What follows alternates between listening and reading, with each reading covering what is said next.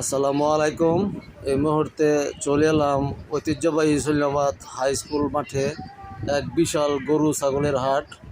এখানে এসে যা দেখলাম, সব ধরনের গরু, ছাগল, মহিষ, ভেড়া ইত্যাদি সব ধরনের পশু এখানে উঠেছে।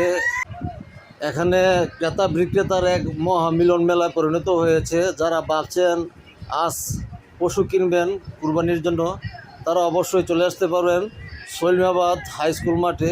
ঐতিহ্যবাহী এক গরু ছাগলের হাট। এখানে না আসলে বুঝবেন না ক্রেতা বিক্রেতার এক বিশাল মিলন। আসসালামু আলাইকুম। এই মুহূর্তে চলে এলাম ঐতিহ্যবাহী সৈন্যাবাদ হাই স্কুল মাঠে।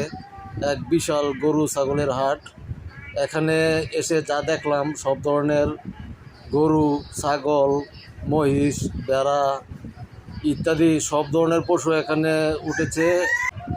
এখানে ক্রেতা বিক্রেতার এক মহামিলন মেলায় পরিণত হয়েছে। যারা ভাবছেন আজ পশু কিনবেন কুরবানির জন্য, তারা অবশ্যই চলে আসতে পারবেন সৈন্যাবাদ হাই স্কুল মাঠে। ঐতিহ্যবাহী এক গরু ছাগলের হাট। এখানে না আসলে বুঝবেন না ক্রেতা বিক্রেতার এক বিশাল মিলন। আসসালামু আলাইকুম। এই মুহূর্তে চলে এলাম ঐতিহ্যবাহী সৈন্যাবাদ হাই স্কুল মাঠে। এক বিশাল গরু ছাগলের হাট। এখানে এসে যা দেখলাম, সব ধরনের গরু, ছাগল, মহিষ, ভেড়া ইত্যাদি সব ধরনের পশু এখানে উঠেছে।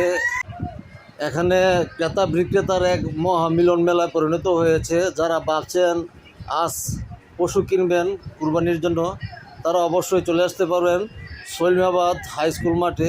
ঐতিহ্যবাহী এক গরু ছাগলের হাট। এখানে না আসলে বুঝবেন না ক্রেতা বিক্রেতার এক বিশাল মিলন।